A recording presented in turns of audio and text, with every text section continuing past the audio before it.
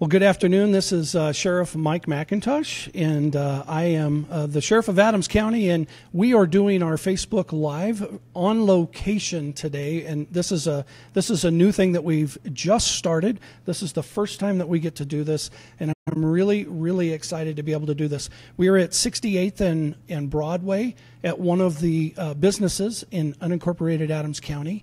And we contacted Eva and asked her if she would be willing to participate with us in this Facebook Live. And it's an opportunity. One of the things that I want to be able to do in our community is make sure that we are contacting our businesses and that we are creating partnerships with our businesses. And that's what this Facebook Live is all about, is really an opportunity to dialogue as to some of the things that you see going on in this neighborhood as a business owner. And we are at Image Impressions, and what I'd like you to do, if you wouldn't mind, is just tell us a little bit about your business and maybe your hours of operation, so we know what it is that you guys are doing here in Adams County. Well, thank you so much for the opportunity. This is great to be here and to have you guys here. It's an honor. And we're Image Impressions, and we're a full-service printing company. We're open Monday through Friday from 9 a.m. to 5:30 p.m. We've been doing this for close to 19 years, and it's we've always been in the Adams County unincorporated. I just realized that we have had 3 locations, but they have all been in this area. So we're really happy. And so we basically serve the community, all the businesses that want to make their business look better. So we create corporate images, and we have 4 branches. We do apparel, like clothing, embroidery, screen printing. We do signage, and we do stationery, and we do promotional products. So for parties and corporate events or anything that they can need, anything that is printed. So you can see behind us all the little samples that we have and all those things. And we happen to also be the publisher of 2 bilingual publications that circulate in all the metro area. They're El Comercio and Casa Magazine. So these are our publications. We serve the bilingual Hispanics in the metro area, and so we also produce these products here in the building. And we also do events like movies at the park. We do the Cines en el Parque, which is a lot of fun. It goes all around the city. We bring the movie with a party and things like that. And we also produce the Westminster Latino Festival. So we're a little busy here. Sounds like it. Okay, so great. So because we have this opportunity to ask you, which is a real great opportunity, I came up with some questions that I'm sure whoever is listening, they might probably have similar questions. Sure. So you know what, we're located in 68th and like 70th on Broadway, and right next to us we have the Platte River and the path, and sometimes it's an area that has been a little compromised, with some homelessness, and sometimes we have stolen vehicles that are dropped off in our parking lot, like in the middle of it, and some vandalizing and things like that. So I was just wondering if there's any particular actions that you guys are taking in this area. How are you addressing those issues that we have? That's a great question. I guess a little bit of background. I've been with the sheriff's office for a number of years, 30 to be exact. And when I worked as a patrol deputy, this was my area down here. So this area, District 1 area is what we call it, has always been very near and dear to my heart.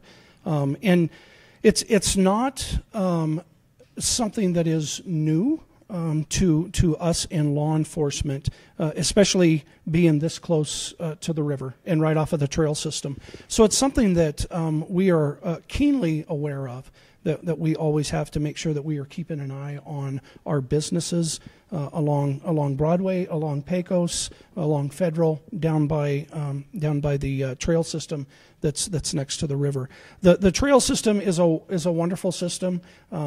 We certainly see a lot of activity on it for good reasons in the summertime, but it is also a way of commuting back and forth to Denver. and sometimes we get a lot of homeless population that will come along the river, and obviously they will come off of the river at times to either for food or for services or the things that they may need on a daily basis. We know that the homeless population is there, and we have really made an effort to make sure that we understand who in the homeless population is on our trail systems. So it's a very common, probably on a weekly, if not weekly, every other week we are on the trail systems, and making sure that we are making contact with the homeless folks that are there. It's an interesting dilemma. There's a lot of folks that are on the trail system, that a lot of folks that are homeless that really don't want a shelter. That's kind of the area that they want to live and where it is that they want to be. And from a legal standpoint, there's not a lot that we can do to move them on in one direction or the other. They have the opportunity to travel, is how the law puts it, and they have the opportunity to rest. There's not a lot of restrictions that we can put on that. If there are, we work very, very closely with the county to make sure that we're looking at different options to do that. Some of the problems that we're having down on those systems is when we get a lot of them that are down there, the litter and the destruction to the vegetation and to the trail system, and then there's an aspect of it's not necessarily a family-friendly environment sometimes when we get a lot of those homeless folks down along the system. So we have made a point to make sure that we know who's down there and kind of keep track of the folks. And we have constant communication with them. And there are folks down there that no doubt are moving up and committing crimes. So we're trying to keep an eye on that to make sure that we can put a stop to as much of that as we can. Obviously, the activity picks up in the summertime, and that's the time where we kind of shift some of our school resource officers down to our trail system. We just started a bike program towards the end of the summer last year, and we get to take full advantage of it this spring and this summer. So a lot of our school resource officers will be on the bikes, on patrol bikes, and they will be down along the trail system, trying to make sure that we create and keep a family-friendly environment so folks can go out and enjoy the wonderful trail system here in Adams County. So that's great. I guess my take from on your answer is, if you guys are present and they know you're there and you know who they are, as long as there's not like an increase or new people doing different things, it's a monitor situation. That's what I'm understanding. Yeah, that's a very good way of putting it, is monitoring the homeless population that's down there. And there's a lot of our cities in Adams County as well as Denver that they are also working with Adams County to make sure that we're keeping an eye on the homeless population and doing things that we can do, either as the sheriff's office or the county itself, to limit as much of that activity as we can. If there are folks that need resources, we are down there offering those resources and trying to make sure that we are monitoring, as you said, a great word, those things that are going on down there. That's great. Thank you. So I have my next question is, so as you can see, I'm Hispanic and my business has a lot of Hispanic customers, and we do have a high population of Hispanics in Adams County. And one of the worries that many of my Hispanic people that I know, in general, we sometimes are worried about the interaction between local law enforcement and the federal ICE system. And, that's a big thing in the news. There's a lot of fear around it, right, and a lot of drama, right, I would say. So what are the policies that the Adams County Police, the department that you had, in communicating with ICE and interacting as far as detainees and their rights? How do you guys handle that? And this is more for people to understand how it works. Sure.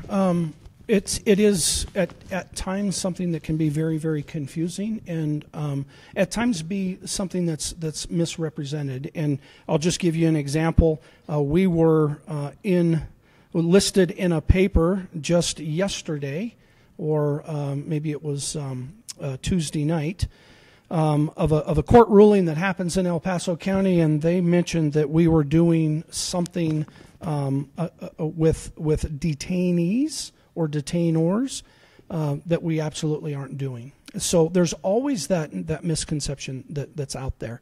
One of the things that we have been working real hard on is to make sure that as often as I can, I am in front of groups to try to let them know what the role of the Adams County Sheriff's Office is and what the role of ICE is when it comes to immigration issues. So local law enforcement, Adams County Sheriff's deputies, we do not arrest folks based upon their immigration status.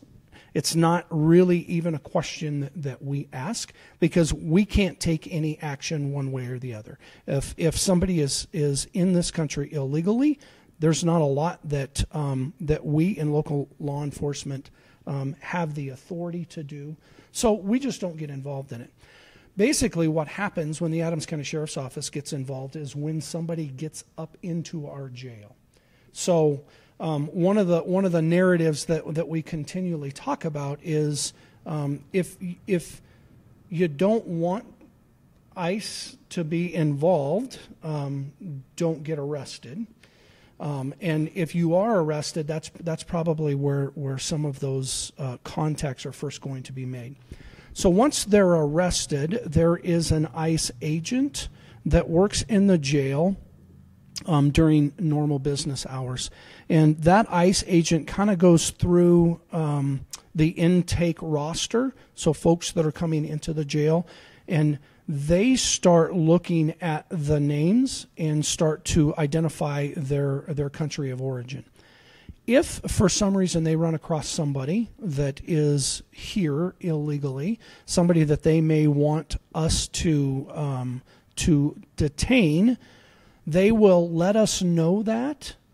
But they also know that when we're done with our charges, if they're not there, we're going to release them. So the policy is when we have somebody that is in our facility that is completely filled all of their obligations, whether it's posting bond or whether they've completed their sentence or whatever the case may be, I have the responsibility to then release that person.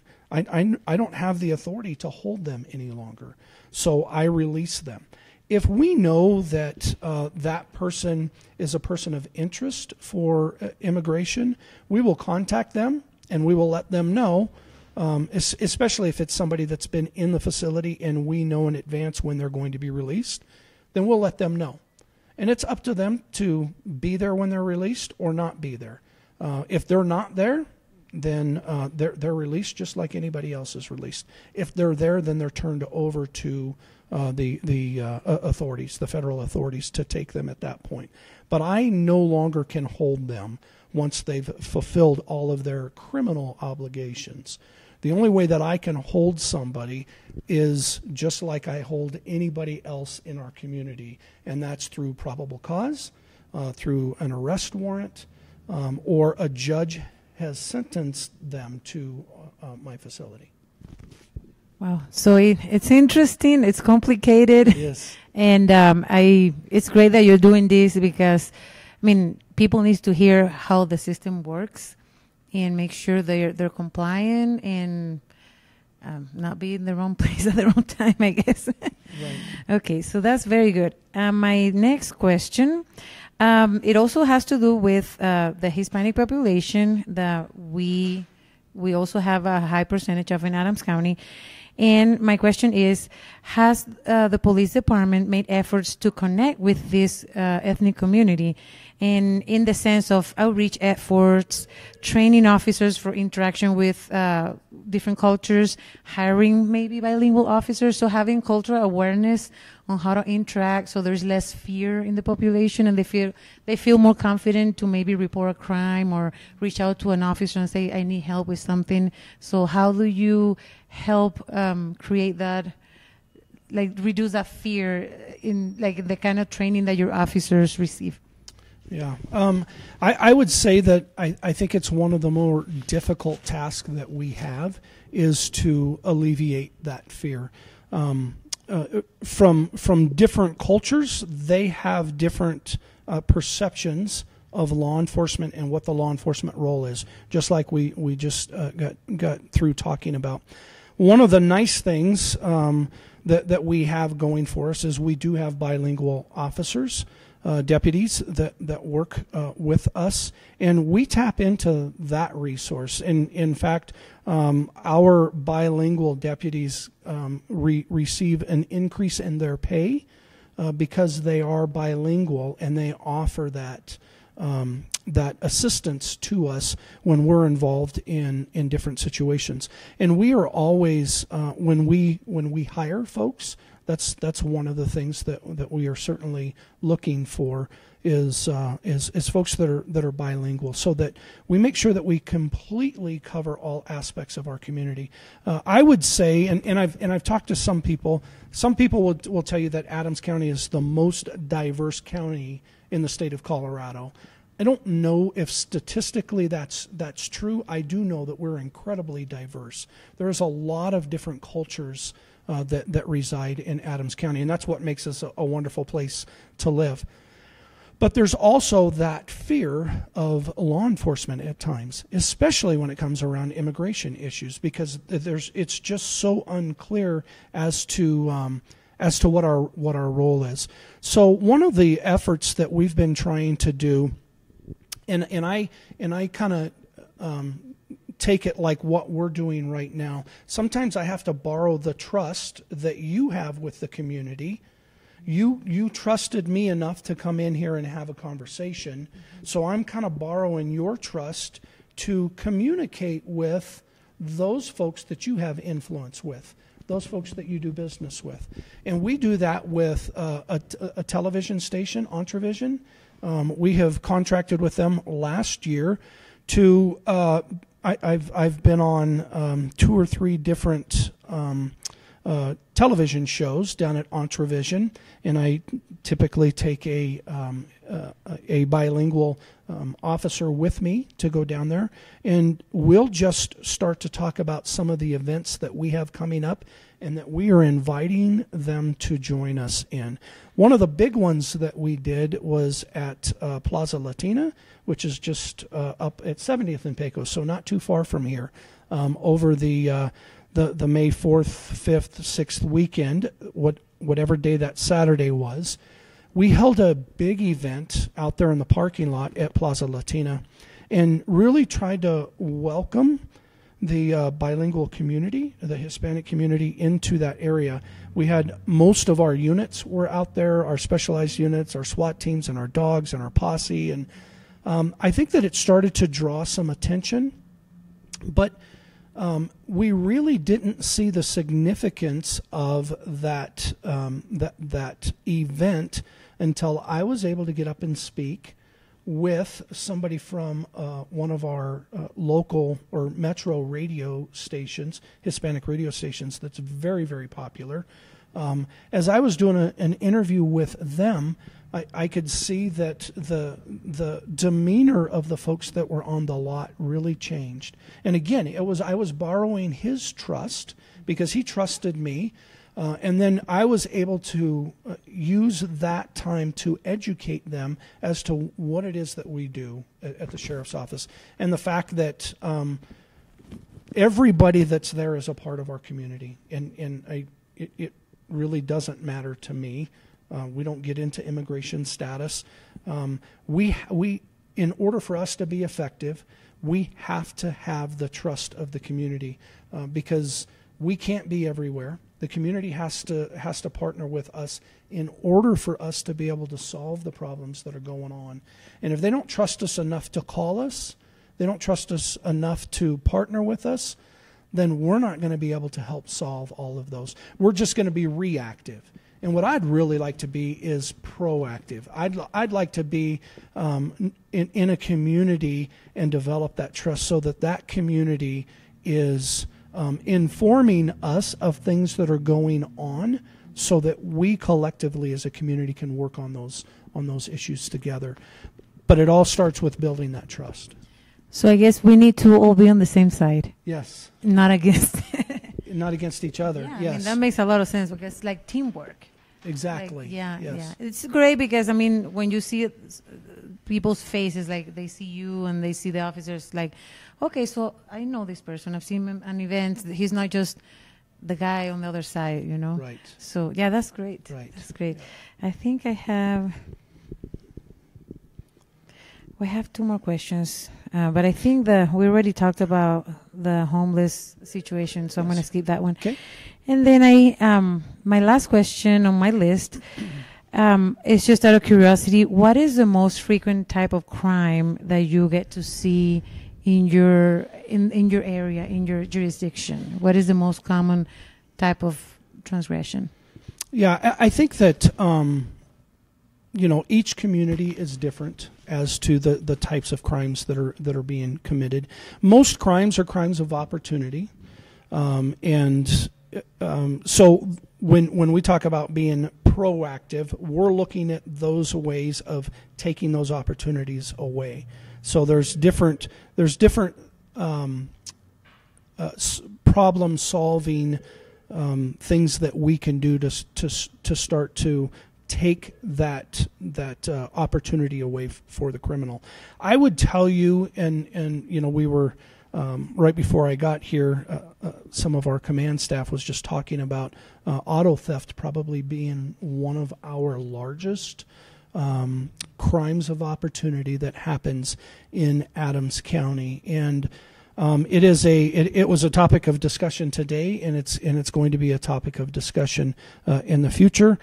We've got a task force that we are a part of that works on specifically auto theft in the metro area. And on my drive over here, I was talking to one of the folks that helps run that task force, and how important it is for us to really get a task force up here in Adams County, so that they're really focusing on our auto theft problems and the things that are happening up here. It's widespread throughout the metro area, but I really think that it's time, and that's what I was trying to convince this gentleman of, is it's time to move resources up into Adams County to really start to take care of those auto theft issues. So it's the auto thefts, and then they also dump the stolen vehicles in Adams County. Sometimes what happens is they'll steal a vehicle, they'll go out, commit a couple of crimes in that vehicle, and then they'll just dump that vehicle and go someplace else and steal another vehicle to keep moving forward. So we recover a lot of stolen vehicles, and we also take a lot of stolen vehicle reports. I can tell you that there's not really many times that I'm in my vehicle listening to the radio where we're not behind a stolen vehicle. And then there's the whole pursuing of those vehicles, and how hard do we pursue, what is the liability that we're creating around that. So it's a complicated issue, and those are some of the things that keep us up at night, trying to figure out how it is that we try to get a lid on some of that. Well, thank you so much. That's all my questions. So if you have anything to add, or Well, hopefully this wasn't too painful for you. No. Well, how about for you? No. I love doing this. I love being able to get out and meet with our business owners. And I'm just I had no idea that you had been in business for as many years as you have, and that's so incredible Thank you for good. being here in unincorporated Adams County and being a part of our community. It is great. We've had a good 19 years and the 3 different locations. We like it here. It's our home. It's our place, and we're happy. And I do get to see a lot of officers in the area, and they're all friendly faces. I know many of them that I see here and there, so it's great. Never got to meet you, but now I met you too, so that's even greater. So I hope you keep doing these Facebook Lives throughout the community, and I'm going to keep following that because I'm curious how, people is going to ask, what they're going to ask, and so yeah, I've never seen anybody do this, so and I think it's cool. Yeah, great. So thank you. You got it.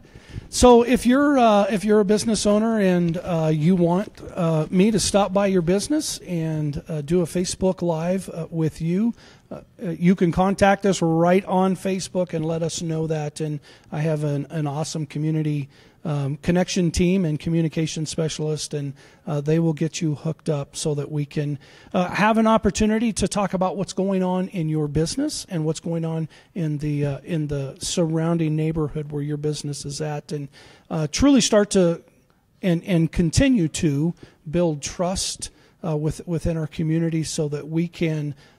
If we need to take our community back, we can do that. So please make sure that you follow us on Facebook. And one of the other pushes that I want to put out there is we've got a Sheriff's app, and on that Sheriff's app, you go to the App Store on your iPhone or on your Android. You can pick up an app where you can communicate with us directly. You can submit a tip. It can be completely anonymous, but it will get a deputy to look at what it is that you wanted to bring to our attention. And I would encourage you to do that. It's really going to be beneficial for us.